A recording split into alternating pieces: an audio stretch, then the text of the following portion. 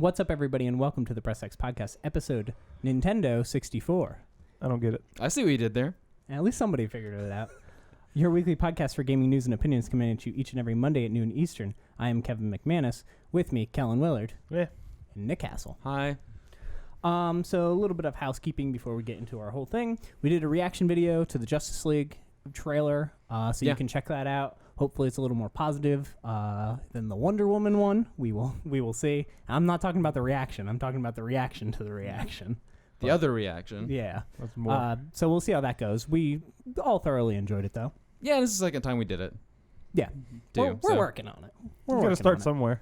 Lots of videos being worked on right now. I think I have 5 videos I'm working on this week, so a lot going on. One included in that is the next Gamer versus Gamer, which is going to be fun, I guess. I don't want to say too. I almost said what we were going to do for the Gamer versus Gamer on last week's episode, and then now that's all changed, so I'm glad I didn't actually that's why say you don't anything. say things ahead of time. It's true. Let's start with what we've been playing. Now, have you been playing anything else besides Mass Effect? Oh, God, no. Okay. Well, I got my Horizon Platinum. I did finish that Monday. Okay. Yeah. Other than that. So I'll start, and I'll do my Mass Effect thing, Okay. and then you guys can have your white 2 knight hours hat, worth of your white knight hats and everything, and go to town. I don't have a white hat on. No, you just wait. So starting out, Firewatch. Me and my girlfriend played more Firewatch, and by that I mean she played, I watched. She just wanted to go through it again, so we did it with the commentary mode on, where basically you get audio headphones and you find cassettes all over the place, and you put them in, and they're like, "Hi, I worked on the voice acting." And Oh, like blah, blah, dev blah, blah. commentary. Yeah. Okay. Yeah. Hi, I modeled the world, and this is why we did it this way. Really cool stuff. You go up to these kiosks that have different concept art and everything. Mm-hmm. So it's really interesting. I highly recommend going through it again because it's only a couple hours long. Doing the audio commentary mode because it's really cool. My big game for the week is definitely the Nonary games, and by for the week I mean it came out Friday, and I've been playing it ever since. It is 999 and Virtue's Last Reward. 999 is completely remastered from its DS inception, so they redid all the art and everything to it.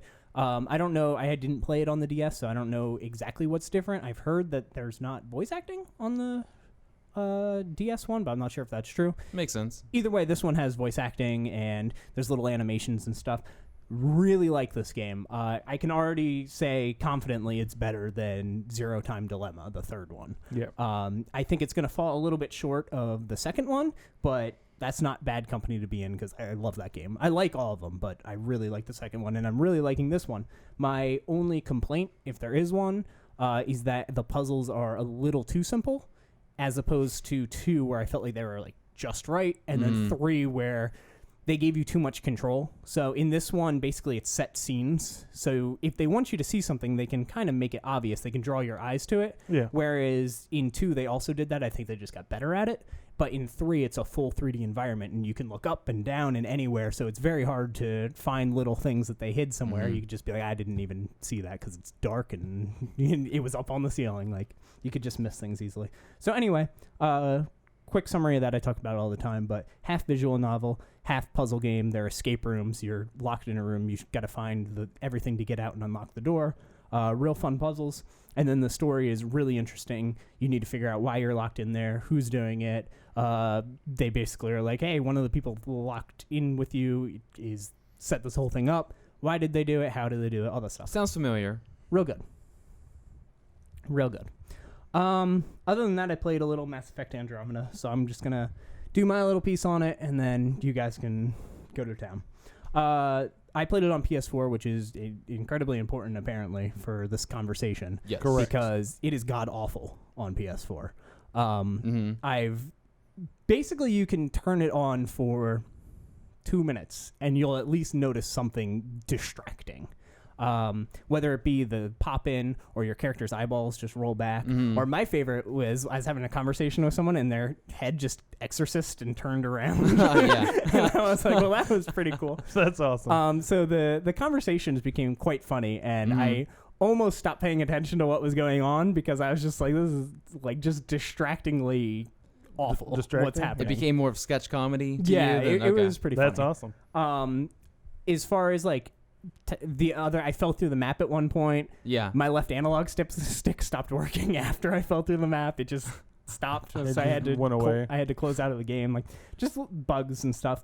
I do want to say I like the voice acting for the main character, Sarah Ryder. Yeah. I like her voice acting quite a lot. I think the other people are a little iffier, but she's really good. Especially, like, I think almost all the conversation stuff is awkward. The things where you're, like, on a ship talking to people and things like that. But when you're on the field and you're talking with your squad mates while you're doing stuff, that conversation feels really natural. And the crosstalk, I actually didn't have any of that. I didn't have any sort of crosstalk, except for maybe in the opening 15 minutes. Yeah, it's hard to avoid that stuff when you're on, like, a station and there's, like, these people talking over here and this guy wants to talk to you, sort of, like, that's hard to avoid. But yeah, I didn't really have any part of it. I feel like you're more of the natural type where if someone starts talking, you're like, what are they going to say? Versus most people who are just like... walk away. Just walk I don't care what they have to say to me. I tried to shoot my squad mate was the first thing I tried to do in the game. All right. It didn't work. Don't go to space with Kevin. Wasn't planning on it, but... there's just a lot of distracting things, and I think that's the best word for it. Is there's a lot of things that kind of take you out of it. You're doing something, your helmet's on, and then the scene cuts your helmet's off, and then she's doing whatever, and then it cuts back, and your helmet's back on, and they don't have any sort of like. That's an option. You can turn helmets off during dialogue. Yeah, that's as like far a as setting cutscene dialogue. Yeah, but it's still really distracting that your helmet just pops on and off. I mean, yeah, you can turn it off. You can. That's one thing, but. If it's a bug, then it's a bug. I mean, if that's what you're talking about. It's not a bug. It's just really distracting. Okay. I would think that they could see that in 4 seconds since they're trying to build sort of I don't know if they're trying to build an immersive game, but I imagine that was their probably game a plan goal for this.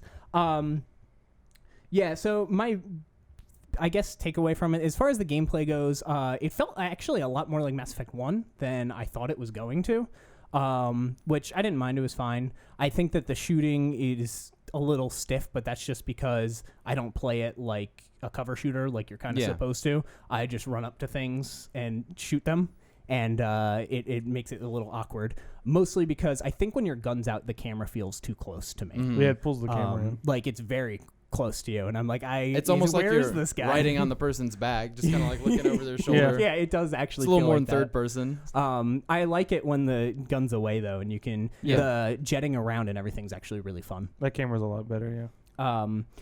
The walking animation's a little weird sometimes. I don't really know what's going on with the walking cycle. But anyway, my overall thing is just like, I think this game probably should have been delayed like I predicted boldly, and it didn't happen. I think that this game probably could have used another 6 months in the oven just to fix some of these things, so that, like, you got to know at this point when you put out a game, the internet is just going to tear everything they possibly can apart, regardless of if it's justified or not. They love doing that.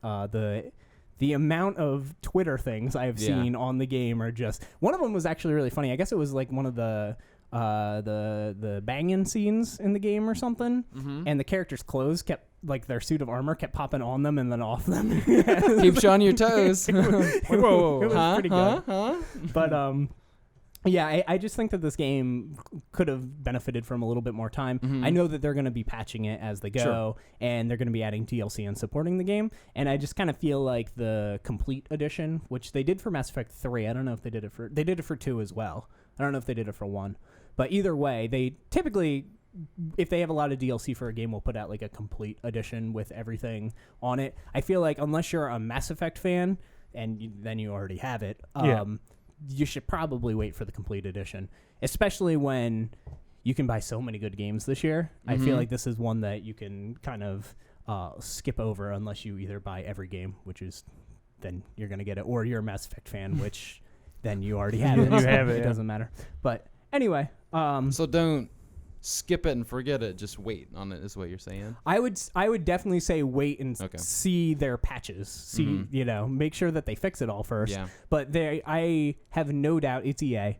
I have no doubt that they're going to do a complete edition of the game once all the DLC and everything's out, and you should probably wait for that, especially if you only buy a couple games a year. Like, there's so many games right now, and there's more coming soon. And I just feel like you can kind of maybe wait on this one. Put this one on the back burner. Yeah. But it's not like god awful. You know, it's not like unplayable or anything like that. It's just like I think for it's just you, at least the version that you played, it's one of those hard to see the forest through the trees sort of thing, just because of all the things going on. Yeah, it's very distracting. I mean, my takeaway is definitely negative with it, but it's all basically bugs, like stuff that technically could be patched if they did it. Other than that, the gameplay stuff is more Mass Effect. So. But anyway, okay, you guys can have your minutes to. So we play. So town. basically, there's a few versions of this game when you break it down. There's console 4K, there's PC, and then there's PC 4K. Of the camps that are experiencing all these bugs, and this is from, I'd say, a small survey of 10 people that I know, and looking online a little bit, I haven't had much time to do non-Andromeda stuff. Also. Because I got 72 hours in, just short of that, I think, and finished the game before we filmed this. So out of those 4 camps, Kellen and I are both playing on just PC. We don't have it topped out. I've got it at 144 frames per second, not 4K. His is about the same thing, 60 frames per second, not 4K. It depends on what my graphics card is doing. And if he's overclocking and stuff like that. I overclocked it too much, and I might have crashed my own graphics card. He kind of stressed the system a little bit. It was running at like 90C almost. Like, it's I don't know what that means. So out of those 4 camps, it seems like 4K people, console and PC, are having this guy walked through a wall, this guy's funny-legged, this guy's got googly eyes.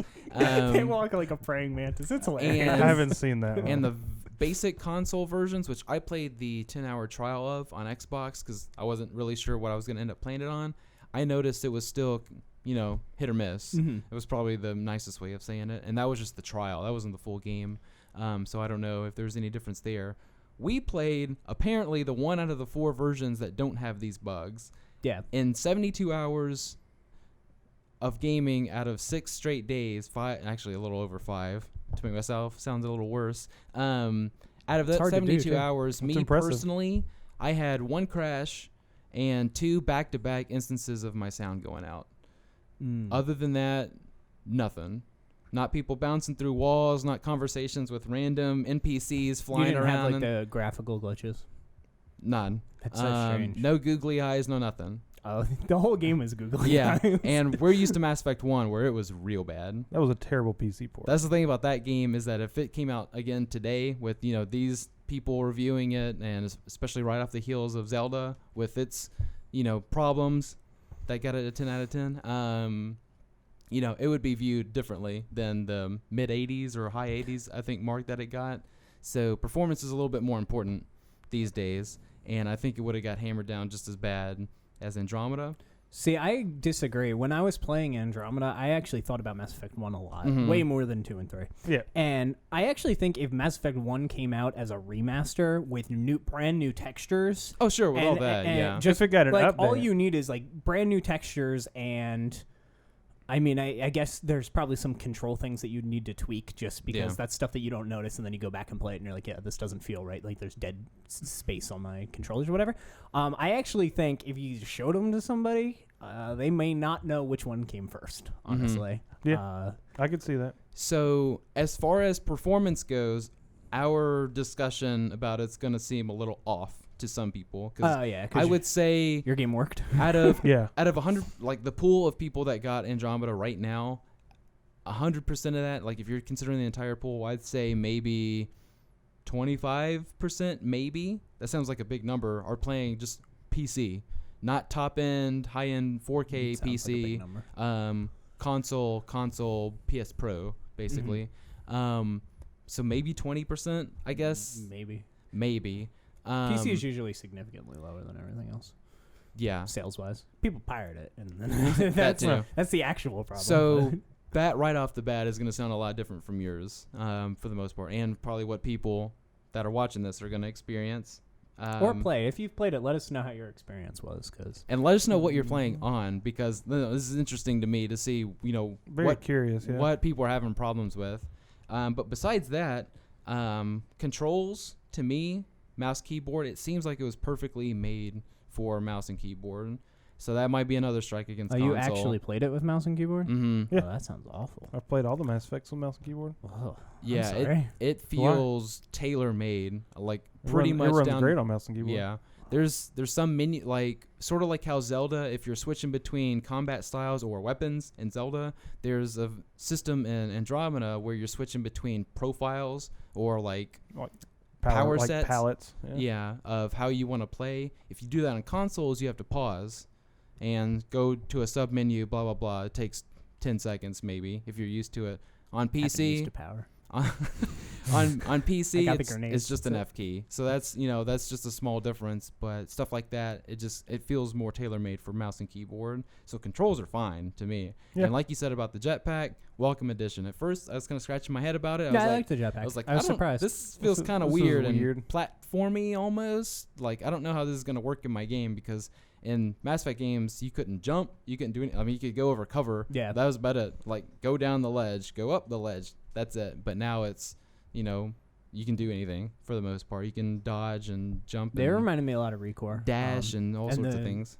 Movement and combat in Recore was good. Mm-hmm. Yeah. It was the other stuff that was a problem. As far as the gameplay and combat, I was a big fan of the combat going into it. I know that was one of your kind of areas of concern. It was a little too heavy, I guess, on combat. I liked it a lot. It feels a lot more natural, and I like the fact that it's not scripted combat, so it's not every time I turn that corner, there's going to be an enemy there. Like, that guy's programmed to be in that corner right there, but if I go over here, I'll never see him, sort of thing. And it's not like a built scene where it's like, oh, everybody get your guns out, here we go. It's just sort of, okay, I'm running along, oh, enemy, guns out. And so it feels a lot more natural and a lot more sandboxy, I think. So that was cool. And do you like the combat at all? I know you're kind of playing a similar class as I am, but not really. Yeah, it's good. I still don't like the cover system a whole lot. Mm-hmm. It's fine, but that's about all I'd say about it. Yeah, that one. The auto cover. Yeah, it's a rude awakening at first because you're used to hitting like A, I guess, on controllers or maybe space bar or something. Instead of being like the kind of get jetpack. suctioned into the cover and you're there, like you're planted, and then you can start hitting your buttons for your powers and stuff. Or this your grenade. one, you gotta get used to it, and I found out that like dashing into it all sort of works because it kind of plants you in there as well. Kellen found his own way of doing it too.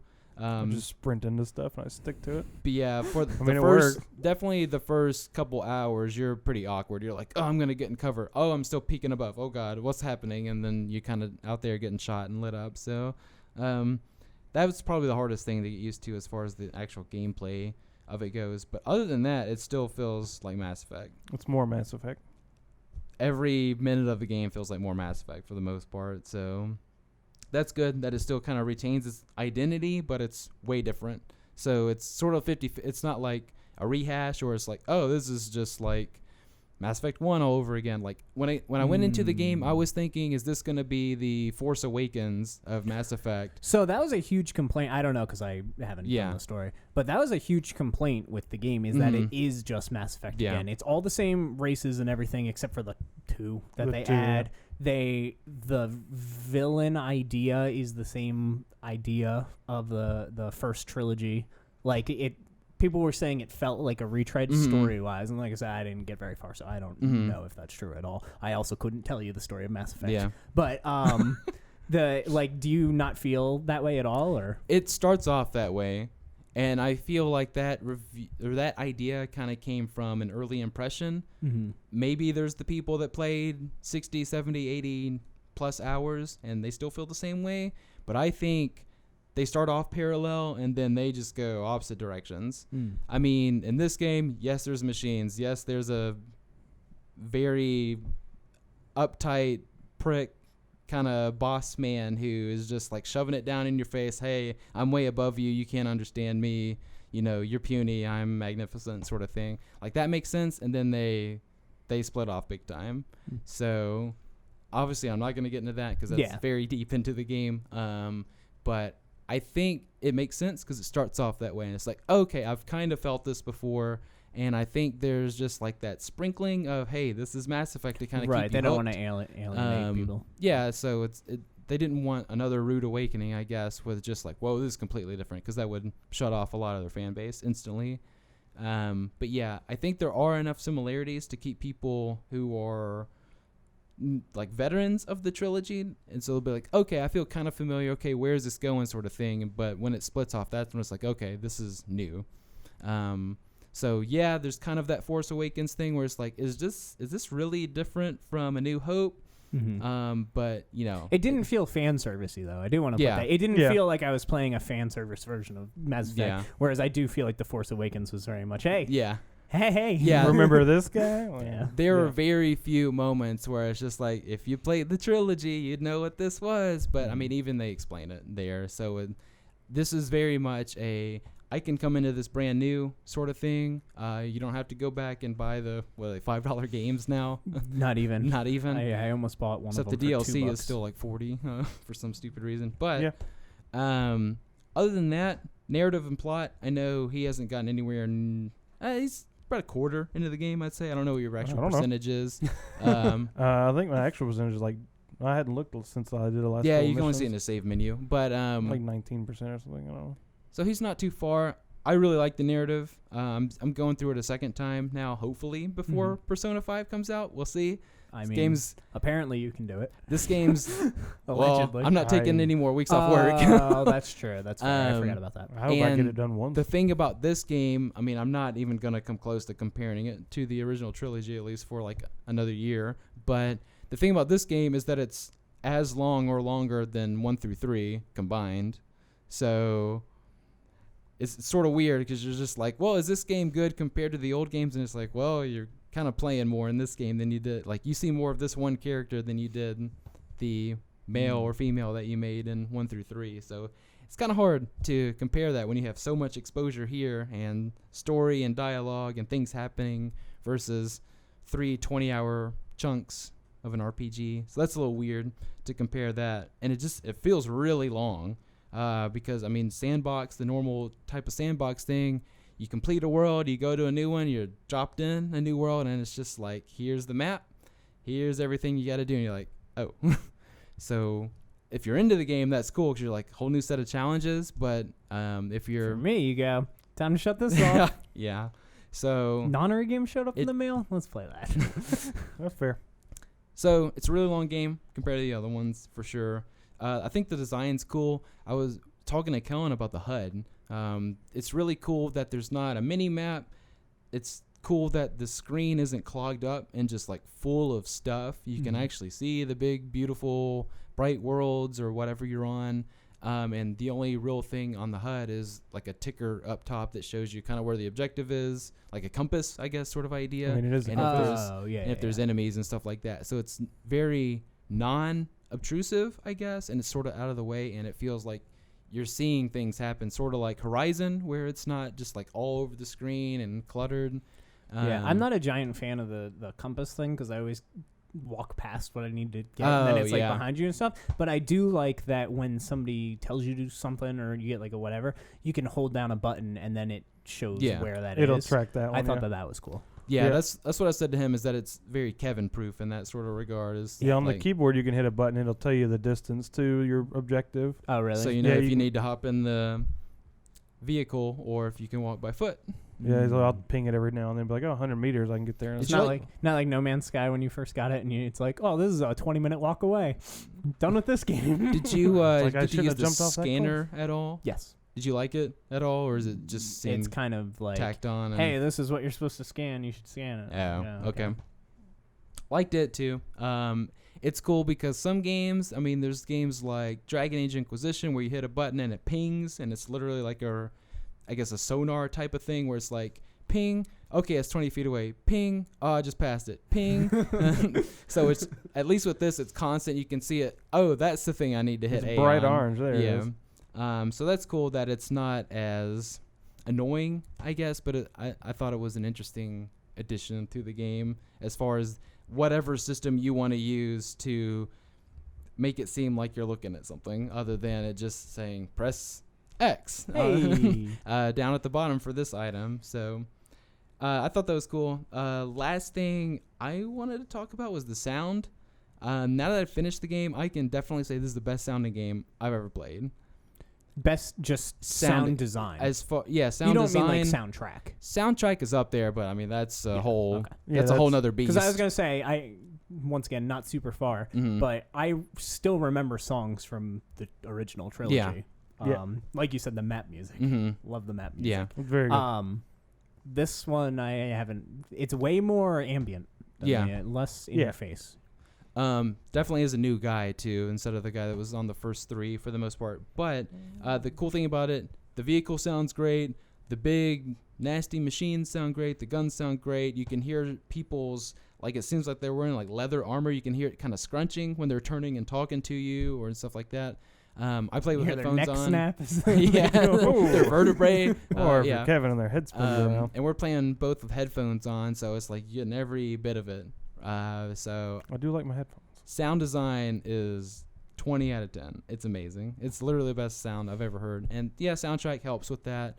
I was just curious how you thought it compared to the original. Still haven't heard. This one's a lot more noisy, so it's hard to hear the music actually playing in the background because of all the glorious there's just sounds. More people. There's more people. Stuff, there's more booms and bangs and stuff going on, and combo explosions. It's like competing, I guess, for your ears. So if you go back and listen to the soundtrack, who knows if it's comparable, better, worse. That wasn't one of the thing on the 17 collector's editions they had? It is. I just haven't had the time. He has it somewhere. I was going to say, they made enough collector's editions that one of them should have a soundtrack. Somebody has a soundtrack somewhere. I have played Mass Effect. I think I've slept a little, and that's it since Monday. So since last year. I did beat it. You literally opened this when you got here. Yeah, you saw me picking the tape off. Yeah. That's a true story. I saw it.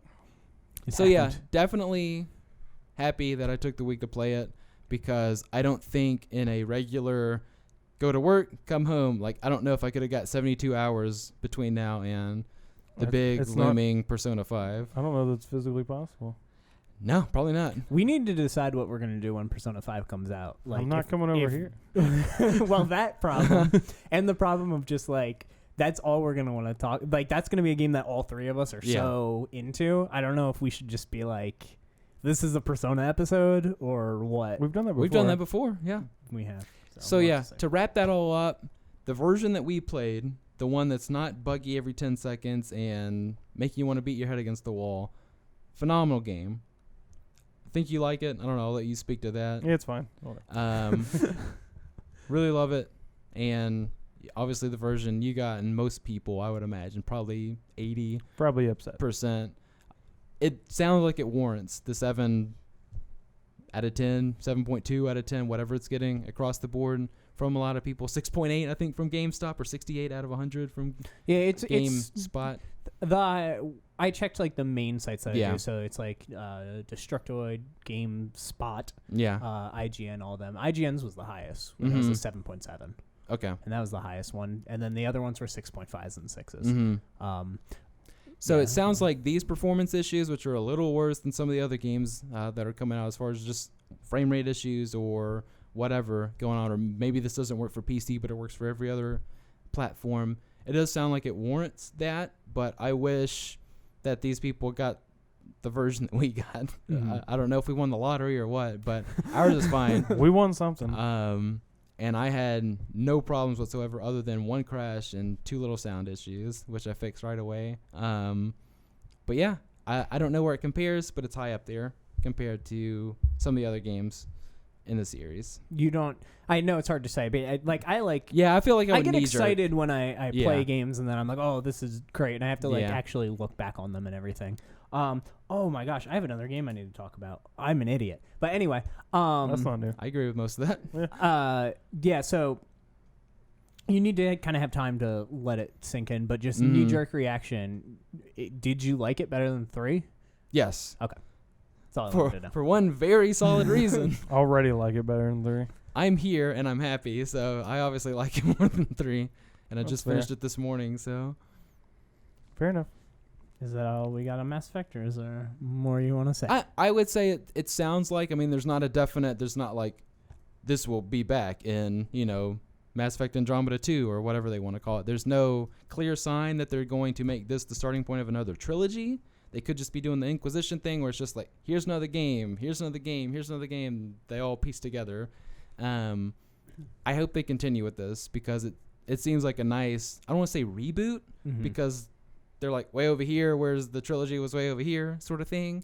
It's sort of simultaneous, not really. Couple light years away.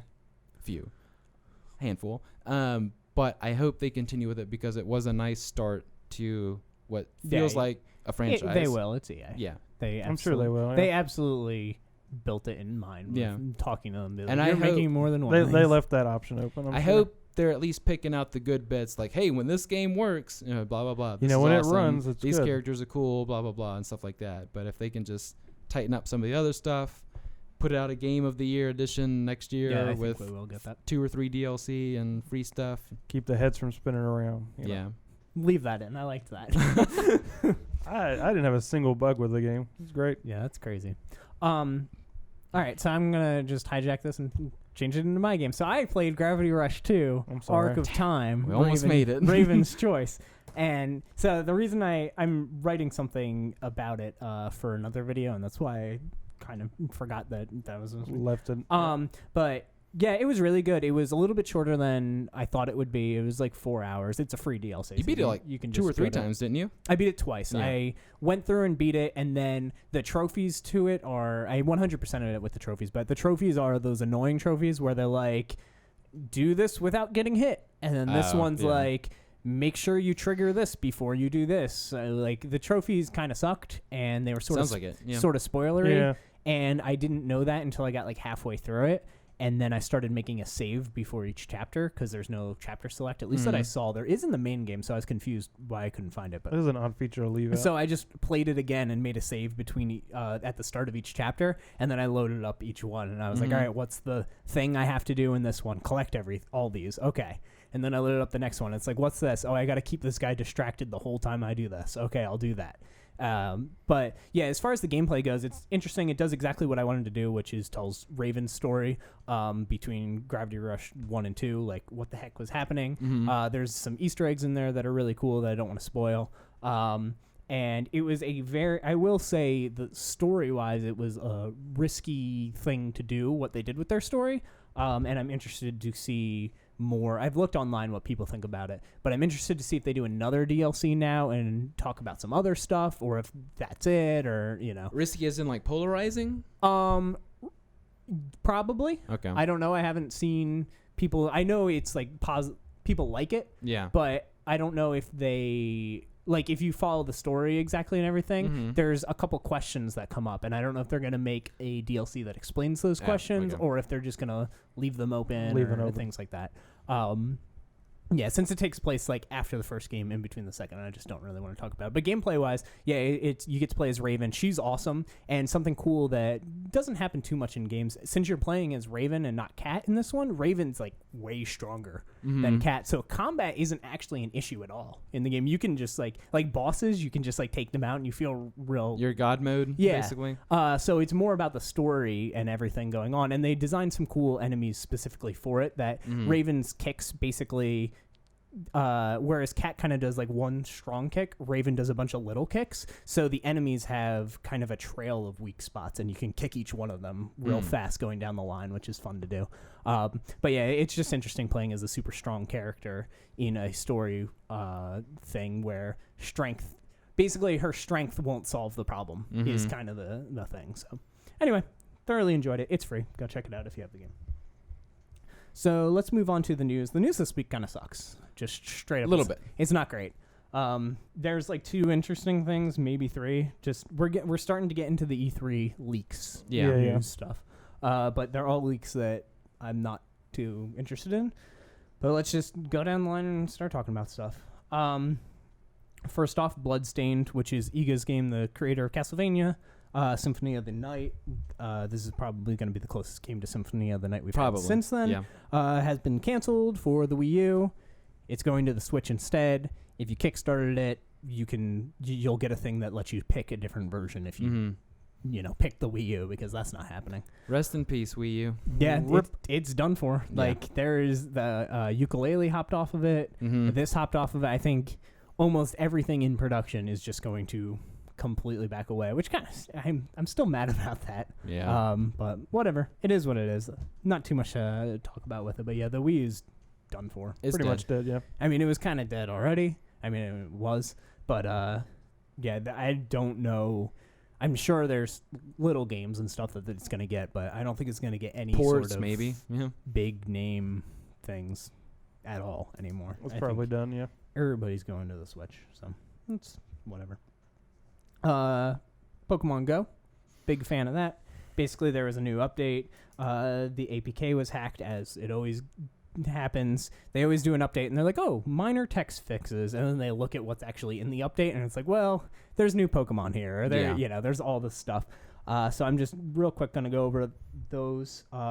Basically, they have cooldowns and lockouts on Pokestops now, which we don't know what all this stuff is. Kind of speculation on what it actually is. Yeah, they're just reading lines of text, right? Right. Okay. Yeah, they're just reading the code basically. Mm-hmm. People assume that they might start implementing a thing where if the business is closed, the Pokestop won't work, which would be awful. Yeah, that sounds That terrible. would be terrible. Yeah. So the only way that is okay is if they make the Pokestops give you like 3 times as many items. I mean, that sounds fair like, for the business owner, right? I guess They don't want people like loitering, hanging out in the parking lot. Yeah, they have a problem with not wanting things to be their fault.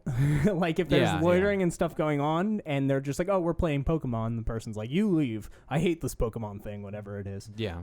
So that's kind of a problem, and it seems like they might be taking more steps to do even more. Like they did the speed lockout where you can't, if you're going over like 20, you can't spin a Pokestop, and then now they might have a lockdown on certain ones at certain times, which would be terrible, but we'll see.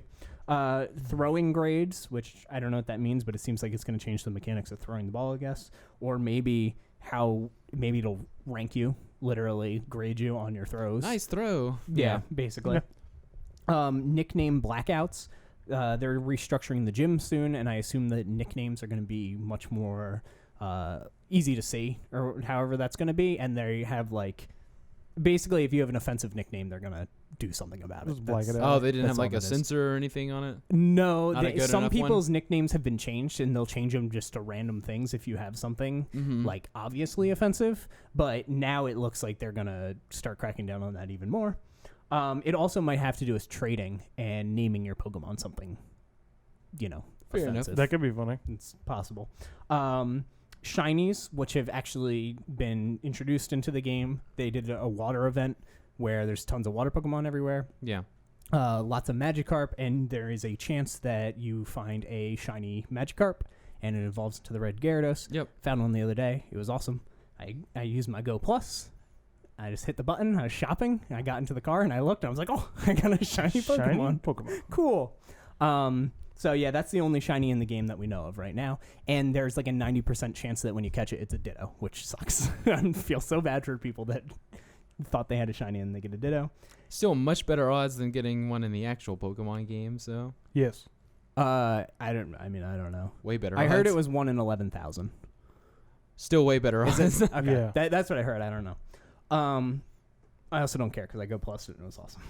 And then the final thing that they added is a redeemable codes area for you to type in codes. A lot of people think that this is going to be tied with promotions for things like McDonald's. Maybe you order a Big Mac and you pull off the thing and there's a code on it and you can type that code and it'll spawn a Pokemon. It's a new Monopoly code at McDonald's. Yeah, basically, I personally don't think... I think they're just going to start selling game cards in Best Buys and stuff where you can buy the tokens or whatever they're called, the coins. They'll make prepaid coin cards because that's what every game... like GameStop, Best Buy, yeah, Walgreens maybe, or stuff like that. Yeah. 3 months of WoW, iTunes gift card, all this stuff. I think there's going to be... Legends. I think there's going to be Pokemon Go coins. That would make sense. Sure. I mean, they come in that increment. So. Yeah, so I imagine that's what that is, but I haven't heard anybody else say that, so you heard it here first. Yeah, I did. All right. Someone will say it by the time this airs on Monday. Probably. It'll be everywhere. Let's do the games with gold for April. So I like that. I say it every time, but I like that they show them off so early. Oh, really? Yeah, so the first game, Rise, Son of Rome, which was a launch game for the Xbox One. I remember that one, yeah. It's not very good. It's pretty. It's not very good. Walking Dead Season 2. It's a good game. I need to play that. It's a good game. Darksiders for the 360. Also a fine game. This is supposed to be a fine, yeah. And then Assassin's Creed Revelations. Which one's that? Is that the 2D side-scroller one? Or is that the Assassin's Creed 3 weird spin-off thing? Or no, that's Brotherhood. No, that's not. I don't know anything about Assassin's Creed. Which one's that? I think that's one of the Ezio trilogy, isn't it? Might be the 5th one? Maybe? No, that's the 5th Assassin's one's Creed, Syndicate. whatever. Oh, I thought it was yeah, I the side scroller one. It may be. I don't know the name of the side scroller one. what was the one where they were in France? Unity? Okay, then I have no idea what this Never one mind, is. that's the 5th one. You're right. Yeah. Syndicate's the 6th one. I think that's one. Whatever, of the we're done talking about this. Those Those are your games for gold. Pretty good. Actually, Depends on which Assassin's Creed that is, but yeah. no, I mean Darksiders is cool. either fine. Darksiders is fine. Walking Dead is good. Yeah. Rise is probably worth 15 15 minutes of your time to see if you're into it. Yeah. If you like mythology and stuff, you might enjoy it. It's free. It's fine. PlayStation Now. So we recently started talking about PlayStation Now because Xbox is doing their Game Pass thing, which seemed really cool. And we were like, well, PlayStation Now kind of should probably do something. Hey, they're doing React. something. They now have, or they're going to have, it's in beta, PS4 games. So you used to only be able to stream PS3 games. Now you will be able to stream Killzone Shadowfall, Entwined, Hohokam, Helldivers, Escape Plan, Knack, Counterspy, Unfinished Swan, Resogun, Doki Doki Universe, Dead Nation Apocalypse Edition, Sound Shapes, Hardware Rivals, and Super Stardust Ultra. 80% of those are good games. Hey, Killzone's good. Yeah, That's all I got. Killzone's good. Entwine is fine. It's like an hour and a half. Helldivers is great. Escape Plan's great. Knack is great. Fight me. Unfinished Swan is awesome. Resogun's awesome. Sound Shapes is awesome. Hardware Rivals is the only one on that list that I'm like, yeah, don't play that game. You can pass that game. It's like real bad Twisted Metal. But anyway, so they're competing. So that's cool. Let's talk about leaks. First, we'll do Evil Within 2. Why not? Sure. So Evil Within 2 has allegedly leaked. Yeah, I don't know how alleged it is. It's probably pretty solid. Basically, there was a document that came out looking for a QA tester to start testing the game, and it ended on Halloween, the testing time. It was only supposed to be distributed internally to, the company's internal team. Obviously, just like most things, somebody leaked it out. Someone there had internet access. Yeah, or a phone. So or that's both. that. So Evil Within 2. Do you guys, I assume, have not played Evil Within 1? I have seen a streamer play Evil Within, and it was pretty cool. Yeah, it's fun. He's ahead of me. I hadn't even seen it. It's Resident Evil 4's spiritual successor, I guess you could say. But it's a lot less, even though Resident Evil 4 is not grounded, it's even less grounded. There's a lot of psychological, things just falling apart randomly and you're in a new area, stuff like that. Which that's all stuff I don't like. So my pitch for Evil Within 2 is don't have that. Make a contained, I always think things are way scarier in a contained setting where you know everything about it and then you can put a twist on it halfway through the game that makes it scary. For instance, one of my favorite or least favorite, depending on how you look at it, twists in the game is or not twist, but gameplay twist. Silent Hill 4, the apartment that you go to, that you live in, is a safe room. You can store items and stuff there, you save there, all this stuff. Halfway through the game, it gets filled with monsters. And that is very unsettling when you first go there and there's a monster in the room and you're like, this is not how the game was.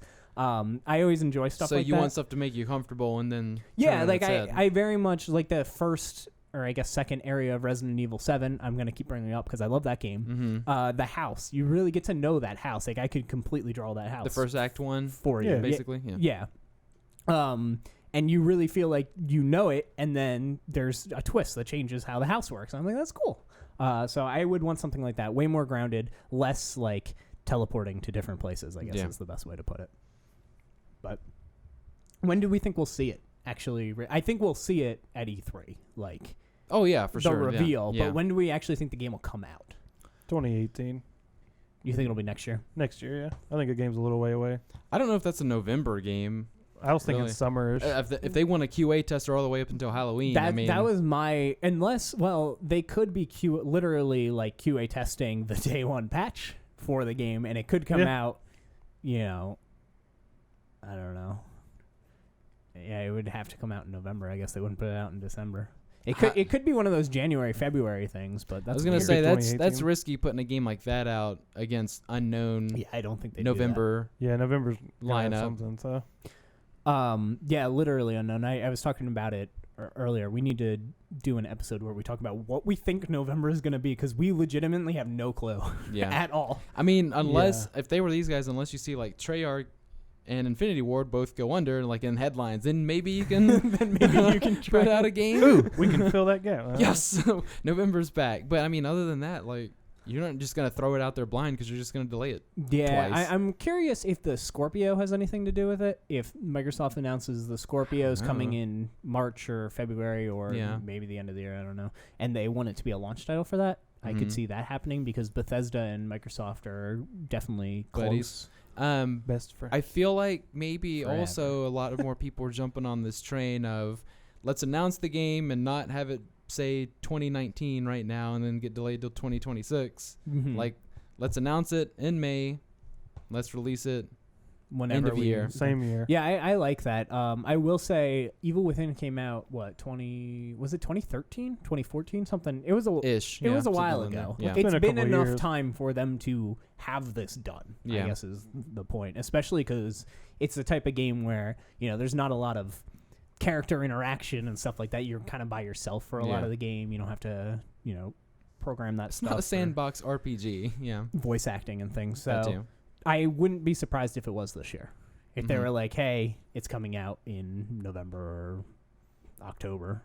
Nah, be next year. We shall see. Next leak. Let's do Call of Duty. Call of Duty World War II. That's literally what it was called. There are some leaks online. Basically a poster, I believe, and then there was like 3 or 4 different steelbooks, which confused me. That's a lot of steel. There was multiple different steelbook arts, and I don't know if maybe they're all concept. I'm not. Yeah, maybe they're concepts, or maybe I'm not understanding, and that's not actually a steelbook because they're just. They're literally Just images. images, They're yeah. not scans. Or I'm anything sure like it's that. Target, Best Buy, GameStop, That's what Walmart. I think is also Amazon, very you know, possible. You need one of each. Oh God, no. So yeah, it'll be World War II. Assuming this is true, I think this is the flimsiest of all the. That sounds true because I think when people were talking, like when they were kind of defending and moving away from Infinity Warfare, that's the name of the last one. They said, okay, we're gonna go back into. Yeah, they said they're gonna do with. boots on the ground combat. Yeah. Again. Which is cool. I'm all like, I love World at War. I actually think that's a great Call of Duty game. Yeah, that's my favorite one. Is it really? Yeah. Yeah, I like Besides that. 4. I like that one quite a lot. Yeah. And I would love if they just did World at War 2. That'd be fun. I think that would be cool. Maybe that's what it is, and I just didn't see the at. And it's World War. Instead II. of World War II, Maybe it's World World II. at War. Maybe I'm just retarded. That's quite possible. Oh, I there's mean, no they could maybe. they could do that. Like you see WW2 and it says World at War, like it spans out and says that. You know, that's kind of a thing. Or I just didn't see it because I'm an idiot. He scrolled too bad fast. eyes. That's way more likely. Yeah. He scrolled too fast. We could redo the segment. I'll just say the other thing, and I'll edit whatever one's. No, let people see how dumb you are. I'll leave it. Yeah. So if it is just like World at War, I'm totally down with that. Yeah. Though I said I was totally down with their other thing, and then I didn't buy it, and they still didn't put that remaster out by itself. So I'm probably not the most reliable they person can put for the Call of World at Duty. War remaster out maybe, but I don't think they would commit the resources to that. I don't know how popular it is amongst It's the not that actual popular. Call of Duty crowd. Lots but of people hated that game, but it's only because it That's came off of awesome. literally the best one. Yeah, So. yeah. And it was the Treyarch Studios, right, that did it. So when they were still Infinity Ward did this one, Treyarch did this one, they and were back and forth. Yeah. But Yeah, people were the dogs made people real mad. dogs were the best part. I didn't or have a second problem with best the part dog, about no. the game. Yeah, I like that one. That's one of my I like favorite that one ones. quite a lot too. So I'm interested. I think it's definitely World War II. I don't know where these leaks came from. People or can't anything, use so. too many World War II games. And it's been a while. We've been in space for the past 3 Yeah. years, so Next, and we did 3 days. We tried World War One with Past week. with Battlefield. So next leak, probably the biggest one, Destiny 2. Mm-hmm. The poster was revealed. It had actual people on the poster. They had faces and everything. So we might be getting a story as opposed to just What's that? Go here, shoot stuff. Go here, shoot yeah, stuff. as opposed to just we created our own characters. Yeah. But they had actual character models on the front of the cover. So And, maybe it's a story. And like That'd be most sweet. Maybe Bungie there's things content. nowadays get kind of leaked this way in the same sort of format. So this Mhm. one seems a lot more believable. No, yeah, this one I think is absolutely true. Yeah. It was the posters for the game. September 8th is the release date. This might be a reason why makes we don't sense. know fall lineup yet. Is for stuff like this that people probably had a good idea of. Okay, Battlefront Destiny's coming. 2. Battlefront 2 Could is be coming. sometime, people are yeah. like, let's not put Tomb Raider out on the same day as Fallout 4 again, because that was not a good That idea. was a terrible idea, Yeah. actually. Yeah, so they're like, let's wait and see where. Yeah, they Battlefront can and definitely stuff steer clear of Bethesda. No BioWare games coming in fall. I don't know a big like Square game that could hit. Like a lot of these things they're kind of dodging. But Kingdom Hearts 3. okay. But besides that, Red Dead, Red Dead. potentially God of War, probably not. No, I would be that's so probably surprised. That's probably But next Yeah. Uncharted you know, 4 Lost Legacy. Is but probably yeah, I but think. there's Yeah. with that sort of stuff looming out there with Red Dead, Battlefront 2, Destiny this 2. like I wouldn't want to put my game anywhere near those. It's So true. But yeah, we've talked about Destiny 2 before, what we wanted from it, so Mhm. we don't need to retread that ground. But single player, Yeah. actually An make actual story. I'm super down for more Destiny. I thoroughly enjoyed the gunplay in Destiny. I enjoyed Yeah, the great multiplayer gunplay. aspect. I got my $60 worth. I thought it was unfortunate that once you hit that cap, the game just became a grind. Yeah, I don't like that's that the most style important gameplay. part of But any of hitting those the types cap, of games. Yeah, I enjoyed. I had my fun, Yeah. and then I was done with it forever. I and I'm think okay I with would that. rather see now for PC also rather than now with single player campaign, story makes sense, blah blah blah, fully voiced. Like I don't care about that if they let me play it on PC, but if they want to do both, That's that'd be ideal. cool. Yeah. I would much rather play this on PC. Is where I was going. I mean, with it that. felt like a PC game. Yeah. So. Yeah, it even had the cursor. Yeah. That was a little weird. I will admit that was strange. Because they built it for PC and then didn't put it on PC. Just something I feel like we should kind of talk about real quick because we brought it up last week. Colin Moriarty left kind of funny, did all that. He started his own Kickstarter, or not Kickstarter, sorry, Patreon and YouTube channel and everything. It's called Colin's Last Stand. So if you listen to that topic and you want to go support him, you can find him on Patreon and everything. He is currently at $40,000 a month. He needs the money and support. So yeah, so he's got a whole. I mean, it's gonna drop probably after the first month. yeah. It's a lot of people anger reaction going. This is BS. Here's $100. Here's $50. Here's a lot of people. Here's $1. But yeah, so he's moving out of his bubble that he hates so much into another bubble in LA with it, where he and will be hated so much. yeah, yeah. setting up his studio, 2 videos a week. Very much a learning YouTube series. He wants to learn things from people, have lots of talk about books and a whole bunch of different things. And as I said last week, video games not a main focus. He'll talk about them if they're relevant to the conversation, but he's not going to. He won't focus. He on won't those. be making videos about video games anymore. So cool. Hope that. I mean, I was going to say hope it's successful. Seems like it is. Already is. Well, it seems like he's doing all right. Yeah, did it. So next, let's talk more stuff like we did last week. So Jon Tron, I don't know if you have been in the loop with the whole Jon Tron situation. No. He debate. Okay. So Know of him, but yeah, so he's a YouTuber. He's Yeah. got lots of I think a couple million. He's got subscribers. There's a few people Yeah. that have heard of him. So basically he said some remarks that people considered racist. And this streamer, Destiny, I believe was his name, actually, was like, hey. It's a pretty big streamer, right? I don't know. Okay. I never heard of him. They were having a little Twitter thing back and forth. Yeah. And then he's like, hey, debate me on stream. And Jon Tron showed up on Ooh. the stream and was like, sure. And then Destiny he was ready. Yeah. He had his sheet and he was going to town. It sounds like he fell into a trap. Yeah, and Yeah, he Jon got pulled Tron into a totally, clearly not prepared Yeah. for this. And then said something. Basically the point he was trying to make is that I don't want to get into it too much, but America was a white country, right? Okay. And then he said that he feels like all the immigration stuff that's happening, it's going to lose its original heritage. That was what he was going. Very difficult to say that and not be attacked. That seems Correct. like A little bit. a very difficult thing to say. So he he didn't do very well in that, and he said, "Rest in peace, my career," and ended the stream. So that was not great.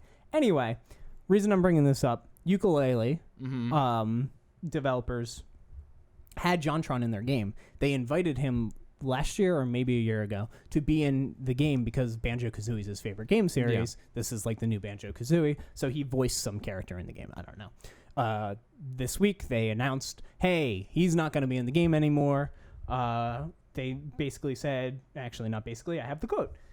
We would like to make it absolutely clear that we do not endorse or support Jon Tron's personal viewpoints, and that as an external fan contributor, he does not represent Playtonic in any capacity, and they've removed his character or whatever it was from the game. Totally within their right to do that. Sure. Yeah, like, they can do that. Somebody can now not buy the game because Jon Tron's not in it. Yeah. Totally, whatever you want to do. I will say it's just a little weird, and the only reason it's similar to the Amiibo thing about speedrunning last week. It's weird because he's such a supporter of Banjo that like he beat the YooKa Laylee drum to like it was a Kickstarter game and probably got that game a lot of money, and then they're just like, you're not in it anymore. You know what I mean? His supporters. They shouldn't have said dumb things. Yeah. I know someone who kickstarted the game, and they're like, I don't want the game anymore, but I built the game. Because of would I help Jon Tron? Yeah. Or because of, okay. Because they're on Jon. There's a lot of people on Jon Tron's side. If you go to that Destiny video, it looks like our Wonder Woman reacts video with the dislikes, the ratio. I was fine with it. But yeah, so like a lot of people supporting Jon Tron. Yeah. A lot of So we'll see how it all shakes out. Jon Tron put out a tweet. He's like, they can do whatever they want. I hope their game's successful. Which it is because they didn't have to pay for it because it was Kickstarted. Because it was Kickstarted, yeah. Anyway, just wanted to bring that up as carefully as possible. Yeah. I'm sure you did not manage to do that. We're never careful. Let's do some questions. So let's talk about developers. What game developer do you trust regardless of what they may be doing or working on? So basically, if a game developer announced a game, and you were like, ooh, maybe that's you don't think that's a great idea for a game or whatever, but it's this developer. But I'll get it because what developer would you be like, I'm in, I'm buying it, it does not matter? Well, after Mass Effect 3, it makes it hard to say BioWare, but I mean, I'm a sucker anyway, so I will say them. Even though they've missed 4 in a row, according to the internet. Missed 4 in a row? Yeah, they had the last 4 games have all been misses. Andromeda. And Dragon Age 2 and Mass Effect 3. What's the other one? Inquisition? Yeah. Yikes. Well, that person's wrong, or that collective hive mind is wrong. Anyways. I'm just telling you what the answer is. Blizzard, I guess. I mean, I don't play. That's a good answer. That's fair. World of Warcraft. I know it's fine. I don't play Heroes of the Storm. I know it's fine. Hearthstone. Mm-hmm. Hearthstone's fun if you like card games. Yeah. Have played Overwatch. It's gonna be quality stuff. Polished. Yeah. Always my word for Blizzard. That's a really good answer. They have great polish. Yeah, all of their games. Diablo also with theirs. Super polished. Yeah. Work. Yeah. They all work. Fully functional. Fully functional video games. Yes. Yeah, that's a great answer. And they make their games specifically to run for people who kind of have like toaster PCs all the way up to God's gaming machine. So gotcha. 2 come to mind for me. The first one, obviously, Naughty Dog. I don't think they've had a miss. I think the Crash trilogy was great. I think Crash Team Racing is fantastic. Oh, yeah. I think the Jak and Daxter trilogy is great. I think the Uncharted quadrilogy is great. Pretty good. Yeah, I don't think that they've had a mess up. And then, of course, The Last of Us. So I trust them to do any sort of like sensitive subject matter or anything because they've done so well with their storytelling and their ability to not make it sound or seem like pandering or leaning one way. They challenge your thought, but it's not like aggressive or anything like that. I liked that. The other company that comes to mind is Rockstar. They've had definitely way more misses than the misses are like they're pretty spin-offs. They're pretty solid though. They're like PS2 era things too. They stopped doing misses because they were like, how about we take like 5 years to make a game and it's just freaking awesome. So they perfect whatever we have. Yeah, I mean there's stuff kind of in the middle like Bully. Was it? That game was fine, but it wasn't the anywhere tabletop near. game. The table tennis. Is it called tennis? Table tennis? Literally called table tennis. Yeah, like things like that. But then they have the Grand Theft Auto series and Red Dead. And the Red Dead. Yeah. How about you, Colin? I don't look at developers a whole lot, but anything like Naughty Dog would do, I'd probably play. Mm-hmm. BioWare, I play every BioWare thing just about. That's about it. What really. about Bungie? Did Destiny burn you too much? Pretty much, yeah. I wasn't as fond of Destiny as you were, but it's fine. Like, it has I good like Destiny more than it has Halos. good gunplay, but that's about it. I like that question. So let's talk a little. Riot Games. A Riot Game. My bad. All the company that Riot Game would make you Riot believe Game. they made more than one game. They made a second game. It was an April Fool's joke. It was a little game based on a Rampage, I think. You get to go tear up a city. Oh, like the monster game? Mhm. Yeah. Where you punch the windows? Yeah. That's a good game. Yeah. where you're the It's like an monkey, April the Fool wolf, thing. or the lizard. Yeah, that's becoming a movie. That Move makes on. sense. We're done here. Let's just talk a little bit about the N64. It is episode 64, so I wanted to at least bring some N64 discussion up. And I just kind of wanted to talk about N64 memories and things. Mm-hmm. You were not a Nintendo kid. How involved was the N64 with your life? Any at all? I didn't or- get one until much later. But you like had one. Like it wasn't even like a relevant console when I got it. I found a cheap one and some cartridges for it and bought it. Like a lot of the time, the best way to do it. I got like the console and like 3 or 4 controllers and like 10 games for like $100 and change or something. Yeah, it's It would have been a lot cheaper, but I bought like Smash and stuff that were still $25. yeah. So I figured we'd just talk N64 for a little bit. N64 to me was the party console, and I feel like it Yes. was that for most people.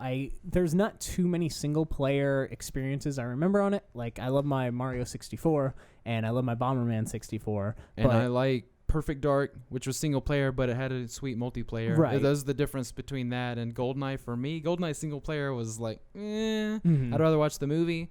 But Perfect Dark had a good single player, but multiplayer kind of kicked in as well. So it was kind of hybrid. Right. And the other one, I think the only other single player game I played was Jet Force Gemini, and that game was pretty sweet too. Oh, you liked that game? I Yeah. played that game for the first time ever on the Rare Replay. Oh my gosh, it's not good right now. Yeah, It doesn't hold up well. It might not have made it. I was able to play Conquer for like 4 or 5 Yeah. hours and enjoy it, and then I was like, oh, let's try Jet 4. Oh, jeez, we're out of here. Yeah. But yeah, so single player. I played Bomberman Hero actually 2 weeks ago, and I played that game for hours. Mhm. It's a really good game. Minus, it's funny because things you don't notice as a kid, but like it's got frame rate issues in the underwater levels and stuff like that. But that's all stuff I never would You'd remember never pay as a attention kid. to it, yeah.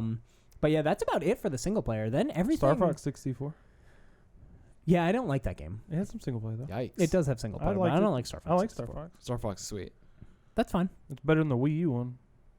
Most We don't things talk are. about that game. Just thought I'd throw that out there. But the big one for me was Mario Party, and I have so many memories, recent and distant, of Mario Party that I love that game so much. I remember playing it, when it came out, Mario Party 2 and Mario Party 3 and 1, and there being lots of laughing and fun, and also lots of hatred and betrayal, and that was also a fun part of it. Like, I'm going to steal your star because I'm getting first place and you have a bunch of stars. And they're like, no, don't. If you steal my star, I quit. If you steal my star, I'm unplugging the controllers. And then you steal the star and they Pull yank the cartridge out. Yeah, all that stuff. Lots of fighting in that game, but I look back on it very fondly. And the games still hold up. I introduced my little brother and sister to Mario Party, and we played that, and they really liked the game.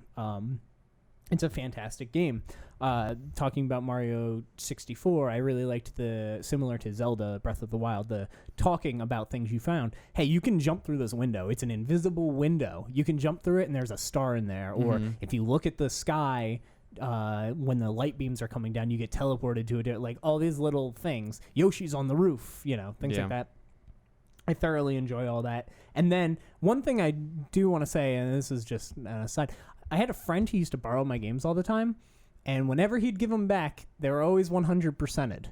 And I never really questioned it until I started putting it in the cartridge. I hooked up the N64, and I put it in the cartridge. I'm like, literally every game I have has a 100% file. I was like, this kid must have been cheating.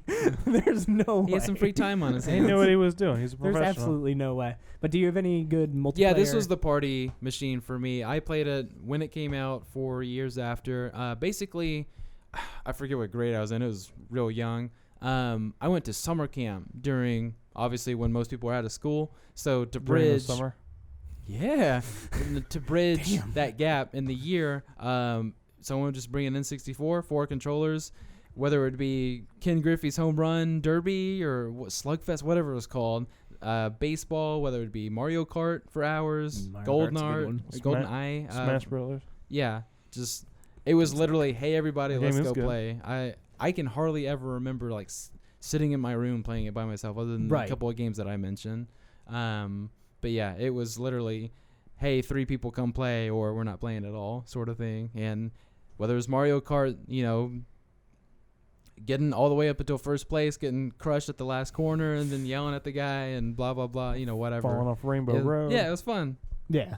It was like not really couch co-op, but it was like couch multiplayer system. Like Mhm, that's for what I sure. think of when I think of having everyone together playing. Yeah, and when I played single player stuff, I played PlayStation because I was lucky enough to have both. Yeah. PlayStation. So yeah, I'd play PlayStation, and then when people would come over, I'd be like, "Oh, is there more than one person? I guess Yeah. we're playing the, Guess we're playing the N64 Mario Kart. and enjoying it thoroughly."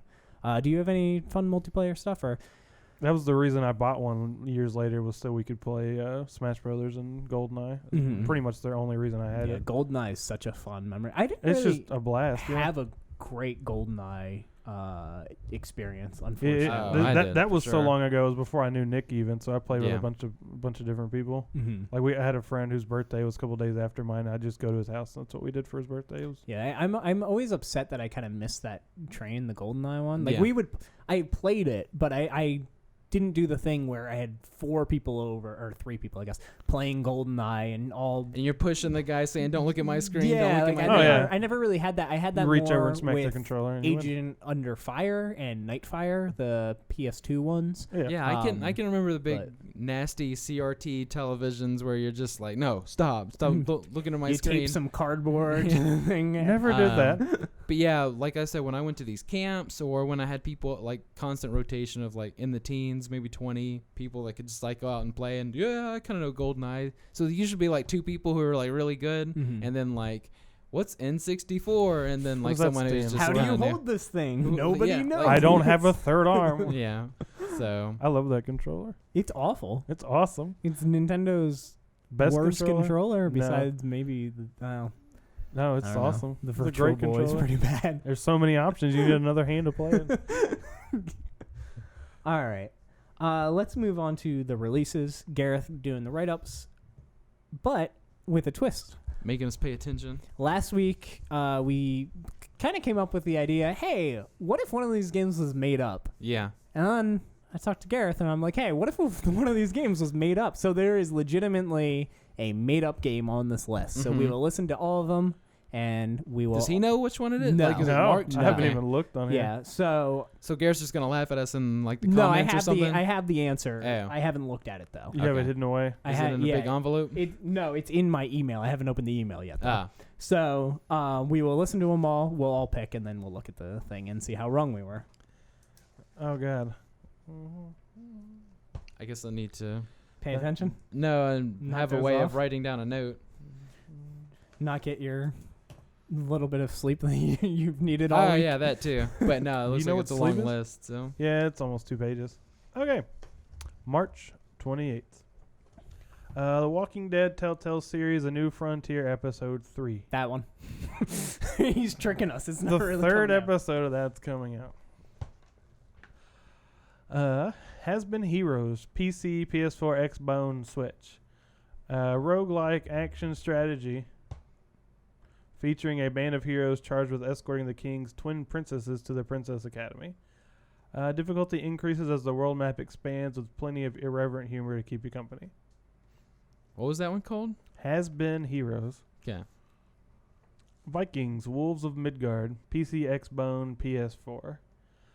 This ARPG takes you to the shores of Midgard, a world based upon the mythology and history of the Vikings, but with a fantasy twist. This is going to be really hard. Yeah, I was looking through these, and this is going to be difficult. Battle the fearsome Jotun, hordes of terrifying undead monstrosities, and the beasts of Ragnarok, as you strive to survive the growing cold that threatens to end all life forever. Rain World, PC, PS4. You are a nomadic slug cat, both predator and prey in a broken ecosystem. Intense bone-crushing rain pounds the surface and makes life almost impossible for most of the year. But the dry season has arrived. Grab your spear and brave the industrial waste, hunting enough food to survive another hibernation cycle. That's the trap. You're Slut cats, definitely. Rain World. Definitely a thing. Anosmia, PS4 X-Bone. Console port. A story-driven exploration game that puts you in control of the scientist Dr. Bailey It's gotta be that one. and his operations drone, Atma. Search the ocean floor as you discover and extract samples from the bowels of the underwater caves. Mafia 3, Faster Baby for the PC, PS4, X-Bone. Mafia 3 DLC. God, did they fix that game? That's another one. Performance issues. It doesn't say functioning. It just Okay. says Releasing, which are not mutually exclusive anymore. correct. Narcosis for the PC and the X-Bone. Narcosis is a survival story set at the sunless depths of the Pacific Ocean. Stranded after an accident with little light and few tools, an industrial diver takes desperate steps to surface before his oxygen and sanity gives out. RBI Baseball 2017 for the PS4 and the X-Bone. 4th edition of RBI Baseball. It's not that one. How'd you know what I was writing? Snake Pass for the PC, Switch, PS4, and X-Bone. Welcome to Snake Pass, a unique twist on the puzzle platformer genre that puts players in control of a one-of-a-kind protagonist, a snake. Without limbs, players will have to master a whole new way of controlling our serpentine hero to make him slither, coil, and climb his way to the top of the mountain.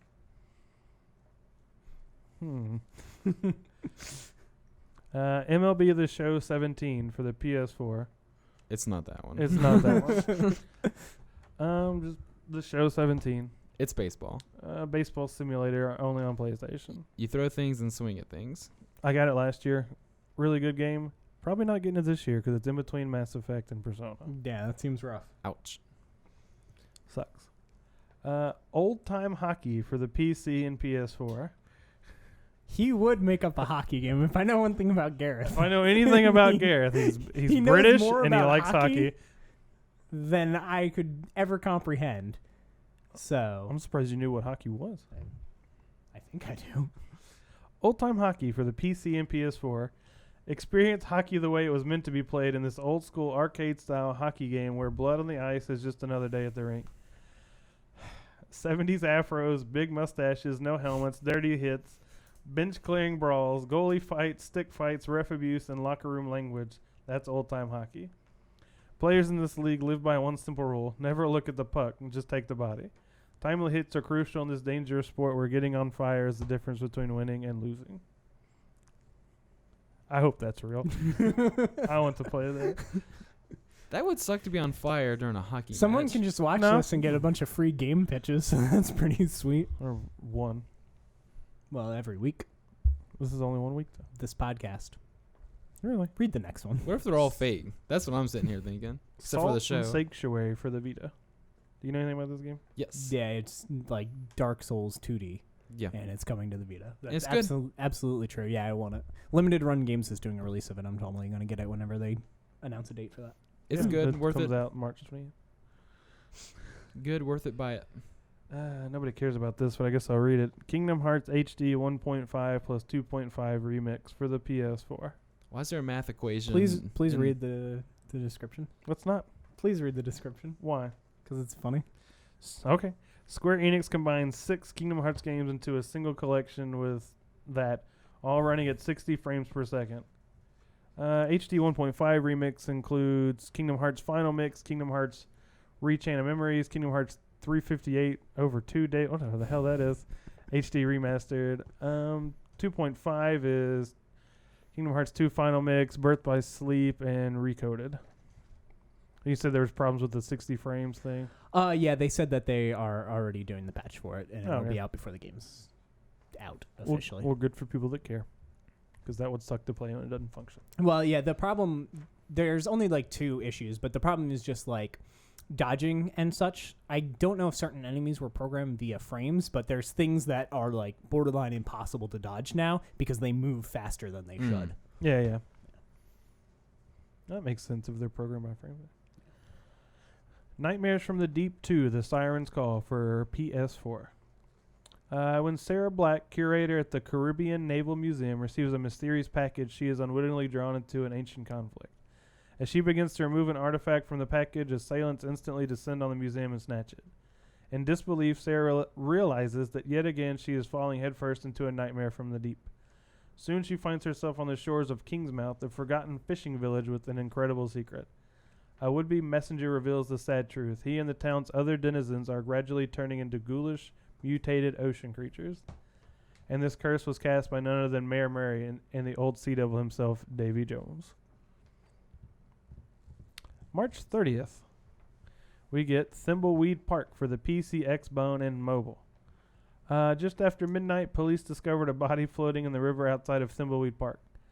Police at the scene were observed scratching their heads. Oh, why would you put that in there? Lacking the resources to tackle such a murder investigation, the Thimbleweed Park Police Department has reached out to federal agents for assistance. With the preliminary forensics analysis of the body revealing no conclusive evidence, the authorities are now turning to the public in hope of locating an eyewitness, raising necessary funds, and ultimately finding the killer. That one was very specific. That was like a story. Yeah. I know everything The about the policemen scratched their heads. That's just the whole sentence. It literally just says police at the scene were observed scratching their heads, and then it ends. Beat Cop for the PC. Beat Cop. Okay. As an officer. Explore the darkest corners of New York and uncover its secrets as Jack Kelly, a former detective who has been framed into a murder. Framed for murder or into a murder? Yeah. Degraded and forgotten by old pals, it's your last chance to find the truth behind this whole terrible mess. The thing is, your new boss treats you like shit. Your wife is a money-sucking spawn from hell, and the local mafia wants your head on a plate. I like where this is going. I hope like this that is not the Gareth is fake getting one, and he's just literally getting married. letting out some stress. And I hope the mafia doesn't want him. I guess you could say that things are complicated down here in the middle of Brooklyn. And don't forget about writing tickets. You're a Beat Cop after all. Beat Cop is a retro pixel art style adventure in New York inspired by 80s cop shows and movies. This game sounds sweet. Especially if it's based on a real life event. I don't think so, but it could be. March 31st. Routine for the PC. Routine is a first-person horror exploration game set on an abandoned moon base. Your job is to find enough data to uncover the truth behind the strange disappearance of everyone stationed on the Lunar Research Station. That's it? That's it. Like, that's it? That's it? No, there's 3 more games, but that's okay. it for Routine. That's short. Yeah, it's Suspicious. I have 7 games it could possibly be. Oh my god. Warhammer 40k Eternal Crusade for the PC. Space Marines, Chaos Marines, Eldar, and Orcs plan their strategy, then deploy with their squads as they assault strongholds, defend outposts, or delve into the underworld to combat hordes of, I don't know what that word is, Tyranids. PvP, PvE. Things? I don't know much about Warhammer. I assume. Yeah, more Warhammer. The Inner World, PS4 Xbone. Console port. Together with the help of the mysterious thief Laura, his best intentions, and no clue whatsoever, Robert sets off on his adventure to discover the secret of the wind's disappearance. Will the young adventurer be able to save his world? Perhaps he needs a wind waker. I don't get Continue. it. Airport Simulator 2017 for the PC. God. Become the hero of the taxiway and step into the shoes of an airport employee in Airport Simulator 2017. Experience exciting and varied tasks in the field of aircraft handling at a major international airport and take control of high-powered aircraft tractors, de-icing vehicles, and many more. Become the Now I'm done. TSA agent. Alright, You so thought- good. what? And I wish I hadn't dropped those so I could look through them again. Yeah, if you're listening, go ahead and put your guess down below before we say it. Don't cheat. I wish I had the list What so do- I could what do look you back think? through. Yeah, it's almost like you threw it. What are you thinking, Nick? think there's some traps in there. I don't think they planned releasing their games the week that Gareth did this. I don't think. No, I mean like he's still doing the descriptions for the most part. Saying. It's not like he's copy paste. You think he's like making mistakes on the other descriptions? He's a very on clever purpose? individual. No, you give you give him way too much credit. Jeez. We're talking about this. I'm fair. That guy's. I've got it narrowed down to 3, I think. The 3 that seem most suspicious to me: Nightmares of the Deep 2, the Davy Jones and that thing mishmash stuff. The weird thing about that is it's specifically 2. Yeah. And I have never heard. Of the first one. Yeah, and it's a PS4 game. I think we would have heard of it. This is the PS4. We might have heard of the Routine. Sounded overly generic. It's super short and generic. And my third one, I put the Warhammer game because I was thinking about that. I don't know. I think he would do that eventually, but I don't know if it's for the first one he would be like, "Here's an existing like there's no Walking Dead season 3." I don't know how serious he is out. about. I don't know if he's really trying to get us, or if he or found if one he's just somewhere like else. routine.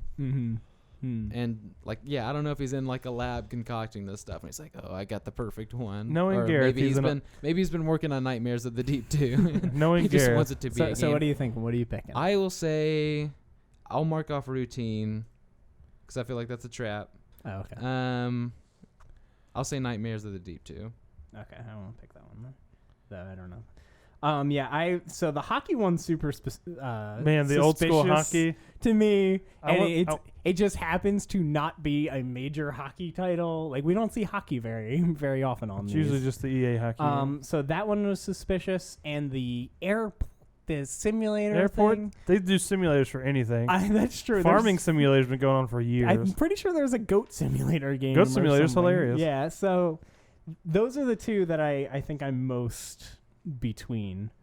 It's clearly the Kingdom Hearts. That's not a thing. That would be hilarious if I just went with it. He just put a Kingdom Hearts title and made something up. I was like, oh yeah, that. It's like Kingdom Hearts 3. Wait a second. I want to pick the last. I'm picking the hockey one though. I'm going with the hockey one. I think that I don't know how many. It's too good to not be real. It has to be real, and if it is real, I'm buying it. I don't know how many original ideas Gareth has, but I know he likes hockey a whole lot. He has, so that would be a good starting point. If that's a Gareth idea, he should be selling something to somebody. Nightmares of the whatever is the first pick. There is a lot of Warhammer horror games. Yeah. As well. That's also very suspicious. Oh, Warhammer I'm would picking be the my routine second one. moon-based one for sure. Okay. If that's Now I'm starting to want to change my answer. it's too late. You're can. You're All stuck. right. I won't let it. Let's check. I would fully believe that's a real game. Yeah, so it was Airport Simulator. Yeah.